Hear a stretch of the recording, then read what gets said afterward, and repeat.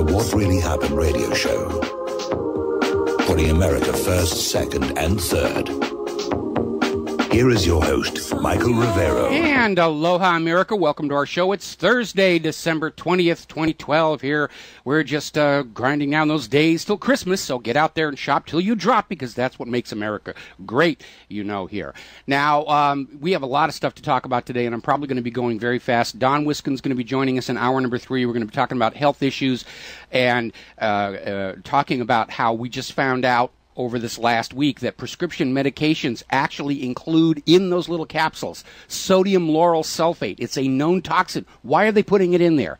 And we're going to be talking about natural, organic versus all of this synthetic chemical stuff that it almost seems designed to keep us sick, so that we're always trotting on back and buying another one of whatever they're getting ready to sell here. Now, of course, according to some of the more hysterical among us, tomorrow's the end of the world, according to the Mayans. So there's a good reason to rush down to the mall and max out those credit cards. You don't have anything to worry about that one here. After the radio show, of course. Wait till after the radio show. And obviously, if the Mayans are right, then this is my farewell broadcast. And if not, we will be back tomorrow here on the normal time at the Republic Broadcasting Network. Quick little programming note. Next week for Christmas Eve and Christmas Day, they are going to be rebroadcasting so we can give our vastly overworked and underpaid technical support crew a little bit of a vacation. For New Year's, we're broadcasting on New Year's Eve, but we're taking New Year's Day off here. And I can already hear at night the illegal fireworks that are being smuggled in. They're already playing with them, the people who brought them in, going boom, bang in the middle of the night here. And that's probably going to make Obama's Secret Service very twitchy on New Year's evening, and all these bangs and things going off there here. Now, turning to the corporate media, of course, it's day 6 of Lanzamania, also known as the Sandy Othon. They're still laying it on with a trowel. Those poor people, the guns are bad. We've got to do this kind of stuff. And it's really kind of weird here. Everybody's jumping on the bandwagon. They're all trying to advance themselves in their agenda by jumping on this new, revived anti-gun bandwagon. Senator Harry Reid's out there saying it's time to take a stand, which is weird because back in 2008, and we've got the video of this linked to the front page of whatreallyhappened.com, Harry Reid was out there saying, it was Joe Biden was out there saying, if Obama tries to fool with my Beretta, he's got a problem. So, and it's kind of weird because Biden is now in charge of Obama's task force to deal with the violence in the schools. And so I need all of you to basically send an email or the contact page, whatever, for the vice president's office and say, you need to look at this SSRI issue. You know, they're working as hard as they can to not look at that. And I'm going to give you some examples of just how desperate they're getting to keep people from finding that that's really a major factor here. And so we're going to be talking about that a little bit later on here. Of course, Claire will be joining us third hour tomorrow as well. Now, the Democrats, of course, are pushing for a gun ban, or specifically assault weapons ban, over this Sandy Hook, because it's for the children. Look at all the people who got hurt, and yet in the aftermath of Fukushima and all the people who've been made sick about that, oh, no, we believe in nuclear power. Nuclear power makes money, and so forth and so on here.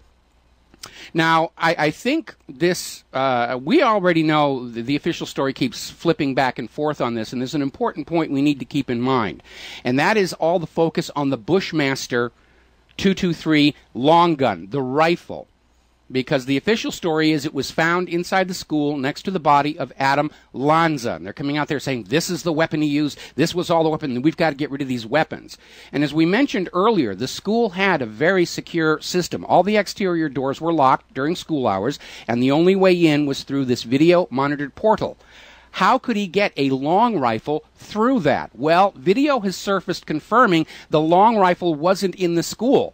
After the shooting was over, we've got video of the police taking it out of Adam's car.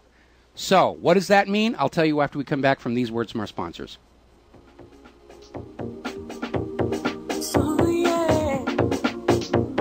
And aloha, America. Welcome back to the show. We're in day 6 of Lanzamania on the corporate media. And the issue has repeatedly come up about the focus on assault weapons, those weapons that the American people might use to thwart a dictatorship. in the United States of America. That's why the focus is on the assault rifles.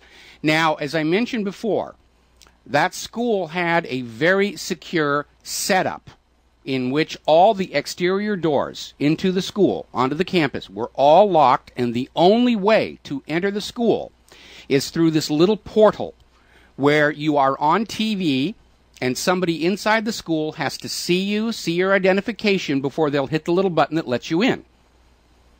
And from day one, I've been saying, okay, I understand how Adam Lanza could walk through that system with a Glock and a Sig Sauer in his, tucked in his back waistband, but carrying a Bushmaster 223 rifle never really made any sense.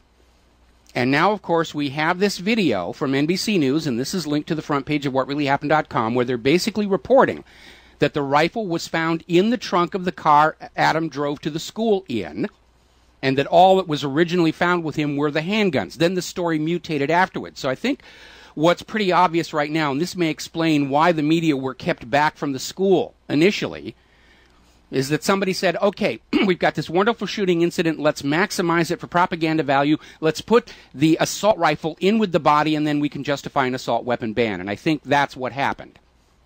And then they come out and say that he only used the assault rifle to shoot people. And they're just pushing this thing as hard as they can. But at this particular point, from what I can tell, given that video showing the police removing the Bushmaster from the trunk of Adam's car, that we're seeing another one of these little tiny U.S. government, USDA choice bovine excrement fibs that they love to do, to trick people into going along with the agenda against assault weapons. And that's the only thing that makes logical sense, because I'm sure we can all agree that, Adam didn't walk around the school with a Bushmaster shooting a bunch of people, then go back out to his car, put it in the trunk, then walk back into the school and commit suicide. And the online shills, all these people they're hiring up for $24 an hour, they're out there saying, maybe there were two Bushmasters. The mother was a gun nut. They could have had hundreds of... They're already in a panic. The propaganda has lost focus. It has no sense of narrative. It has no sense of cohesiveness or continuity. They're just thrashing around. And that's what just makes it really obvious to everybody. We're dealing with this whole propaganda situation. Dianne Feinstein is out there in high dudgeon, we can't have guns, we can't have concealed carry, we can't have any of this stuff, yet she herself carries concealed. Because after all, she's important. She's above the common clay. When she felt that she might be in danger, she got concealed carry. But for the rest of us, oh no, if you feel you're in danger, call 911. They'll be there in, anywhere from 17 to 21 minutes. I think that's the national average here. Now, there's another video out there that was shown about one of the supposed fathers of one of the children coming out to do his on-air interview. And how this got out, I don't know, because the guy walking out of the door, he's smiling. And then you see him go through this acting exercise to get himself down to looking upset and traumatized. And then he says, do I read the card? And somebody off camera says, yeah, just read the card. And when I saw that, the first thing I remembered was all the way back at Ron Brown's funeral, when Bill Clinton was walking in, and he's laughing and happy and joking, and then he looks over and sees the news cameras, and immediately he just goes into, wiping the tears and just really so sad. And yeah. Anyway, so yeah, they're ladling it on with the trowel here, and they are so desperate to blame the guns, or at the very least conceal the linking between these episodes of violence and these SSRIs. Now, how we know the SSRIs are a factor is very simple.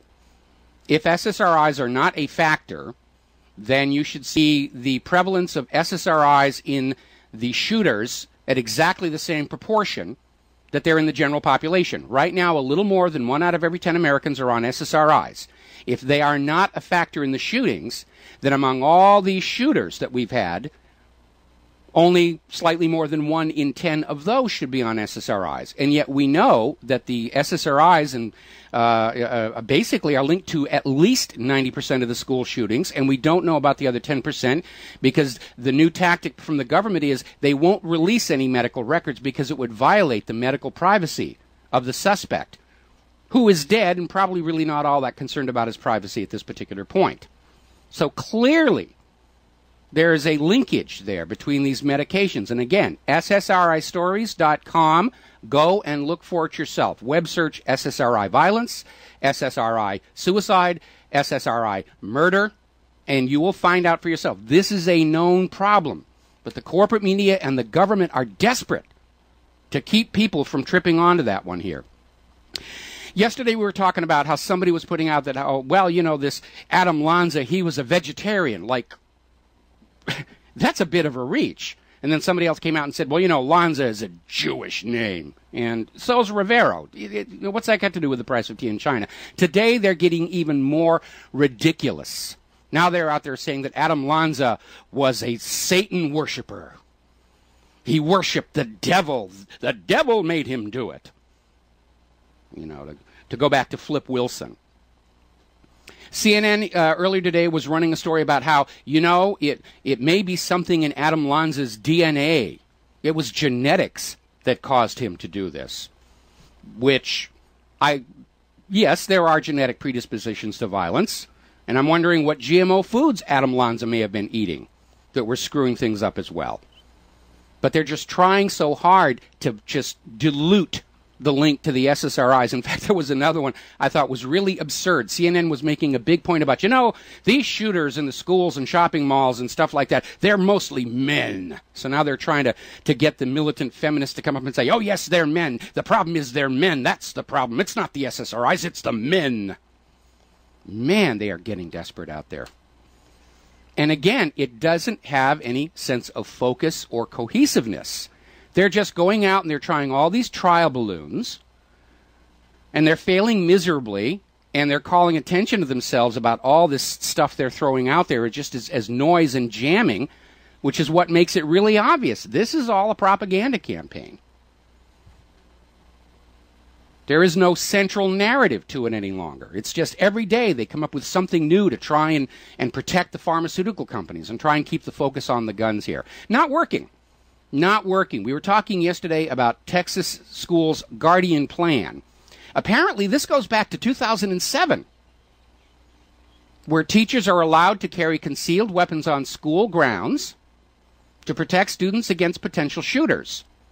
And amazingly enough, or perhaps not so amazingly, no shooters have shown up at those schools in that program. They know better than to walk into a school where the teachers might be armed. They're going to go into the places where it's a guarantee nobody can shoot back at them. The gun-free zones will save us. Somebody did this wonderful satire video about gun-free zones, where it shows all these situations with criminals coming in, and, you know, guy comes in to rob the liquor store, and the liquor store clerk points up on the wall, and there's a sign that says gun-free zone. And the criminal says, oh, gosh darn it, all right, I'll just be going along then, thank you very much, and just walks out of the store. And that's how absurd this whole gun-free zone situation really is. The criminals don't pay attention. Well, actually, the criminals do pay attention to the signs. They're looking for these target-rich environments where nobody can shoot back.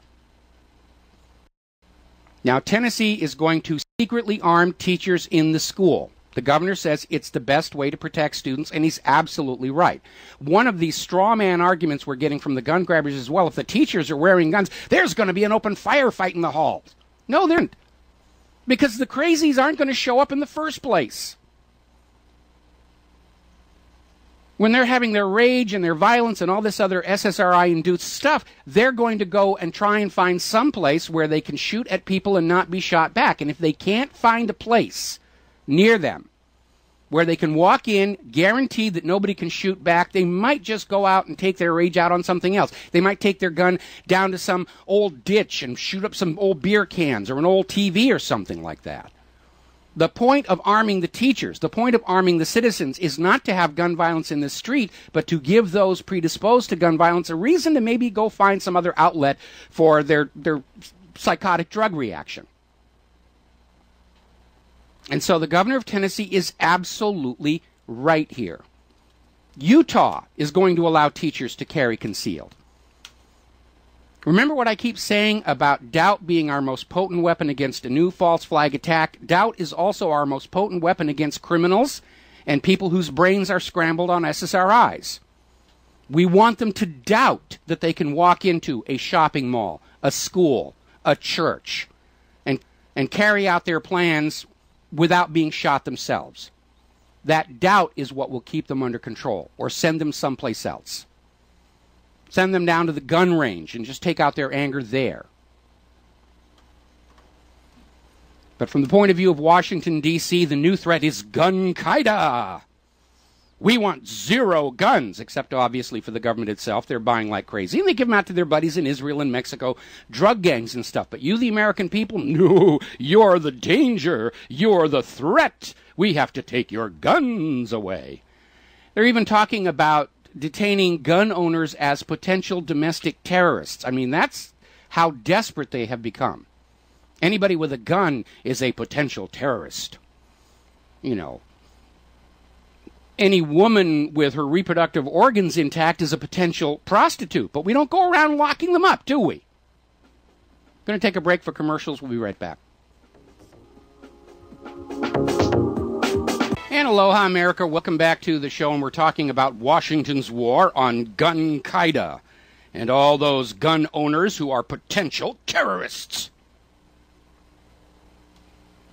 Now, Eric Holder is out there floating the idea, this is another trial balloon, about how Obama might use executive orders to implement his agenda on guns and bypass the Congress of the United States of America entirely. Stroke of the pen, law of the land. Pretty cool, as they used to say back in the Clinton administration. There's a little fly in the ointment, and it goes all the way back to 1952. When Harry Truman used an executive order to seize the Homestead Steelworks because with the workers under strike, that was considered a threat to national security if the steel mill wasn't working. And the United States Supreme Court struck it down, saying the president cannot simply create a law out of thin air and impose it on the American people. So we already have a Supreme Court decision that says the president cannot bypass the Second Amendment with an executive order. There is only one way the Second Amendment will go away.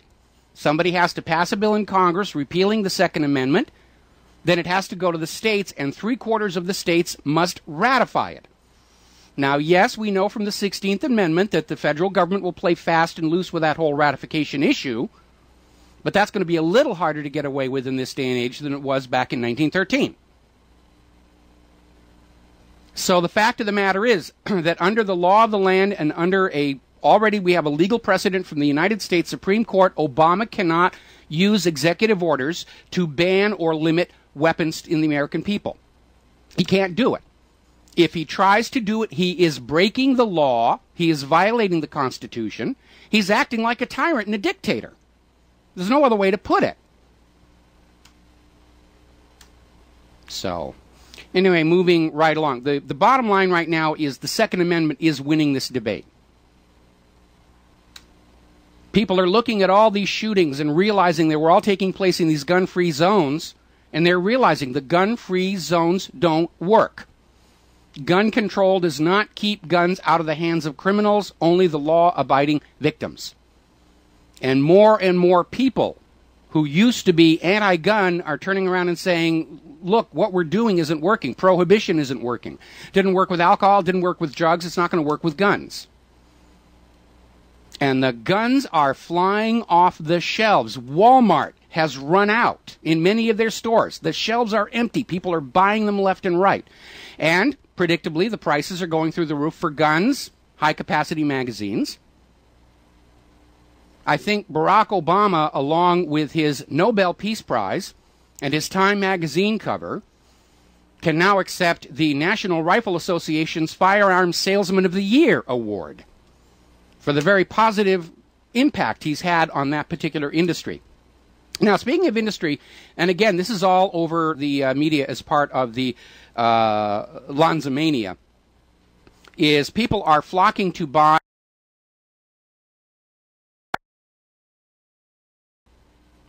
to have their children armored as they go to school.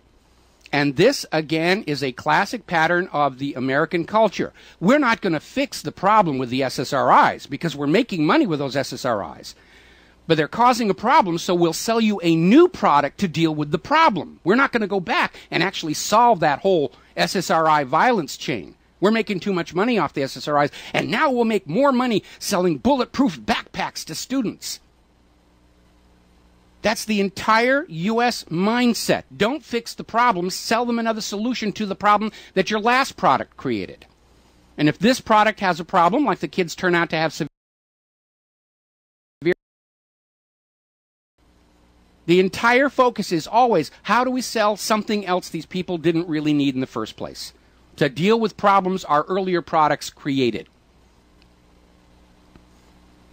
You know, if you really want to deal with this fiscal cliff situation, we ought to start looking at how much it is costing America to be buying these products that are causing more harm than good, than buying new products to deal with the problems the first product caused, then buy another product to deal with that. The planned obsolescence thing, look how much that's costing. Why aren't we looking at that as a way of trying to correct the nation's economy? No. The money junkies love things everywhere. Well, we'll just tax the American people more. And by the way, that's something we should be looking at, we'll be looking at a little bit further into the show. Because behind all this gun control, Lanzamania, the rest of the stuff, they're trying to hammer out this fiscal cliff deal. And I'll tell you right now, nobody listening to this show is going to be happy over this deal, this enforced austerity, this looting the public to feed the money junkies, the cuts to spending. The fact of the matter is, there is an easy solution. Declare the Federal Reserve unconstitutional, write off that debt, America's economy would light up like a Christmas tree.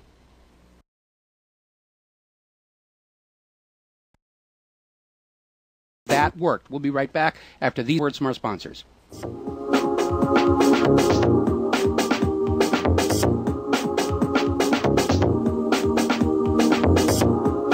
And aloha, America. Welcome back to our show here, and we're talking about gun rights and this very obvious push by the Obama administration to find some way to take away all of your guns before you figure out just what this fiscal cliff deal is going to do to your life.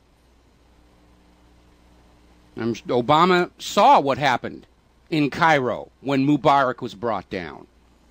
Obama is seeing what's been happening in Greece and all these other European countries that are hit.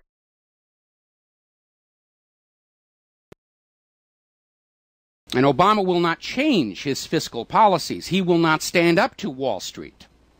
He will not stand up to the money junkies. He's going to keep this whole Ponzi scheme banking system moving forward any way he can. And right now they're saying the money junkies will never sleep soundly in their bed until the American people are disarmed. And we're seeing more and more indications that Obama is thinking that he can basically suspend or bypass the Second Amendment with an executive order. And as I pointed out before, there is a 1952 United States Supreme Court decision that says, no, the president cannot just create laws. Executive order was for the president to implement the will of the Congress. The executive branch executes the will of the Congress. Congress makes the laws. The Supreme Court judges whether they are compatible with the Constitution. The president is not allowed to simply create laws out of thin air. I know a lot of them have gotten away with it. But the reality is that any executive order abridging our right to keep and bear arms, equal in capacity and power to those of the military, is a violation of the Constitution. And like I said, the Supreme Court's already ruled he can't do that.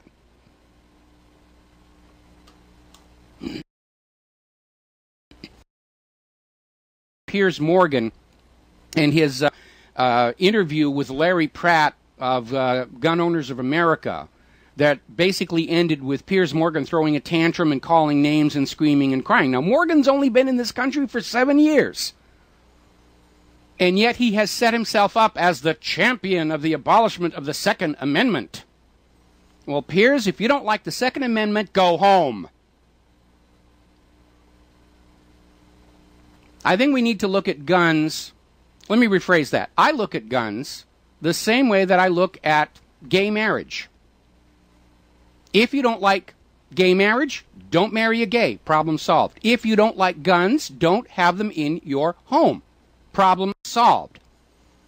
But all of the social discord up to and including wars are when one group of people gets the idea that they have a divine right to tell everybody else how to live. Now, if you don't want to have guns in your home, that's fine. That's your right. That's freedom. And I'll just post a little sign in front of my house saying, "Attention criminals. We have guns, our neighbor does not." And all will be well, because the neighbor's house will be a gun-free zone, and therefore much safer than ours. But that Constitution and its Bill of Rights are the contract with America. Everybody who takes office in this country swears an oath to preserve those documents. And when they step outside the limits of the Constitution, when they try and violate the rights enshrined in the Bill of Rights, they are acting illegally, unconstitutionally. They cease being the legal and legitimate government of this land. They're just private citizens doing what they want to do under false color of authority. Now, let's see. Terrible, tragic murder case. Man killed his girlfriend with her curling iron. So let's ban curling irons. They're a danger. They put out long-wave radiation that harms girls' brains. It's like the murder are going to use whatever they've got at hand. And if they can't find a gun, they'll find something else. And if their victim can't find a gun, blood is going to flow here. Remember the Rwandan massacre? 800,000 people killed? No guns. They were all killed with machetes and axes and hatchets and knives. Guns aren't the problem. Violent people are the problem. And the only way to stop violent people is for their potential victims to be armed. All right, now I'm going to get off this topic because there are other things that we need to talk about that are a lot just as important, and the media is going to keep on with their Lanzamania probably through the whole Christmas holiday. They're already raising T-shirts, and it's a big, huge new marketing opportunity.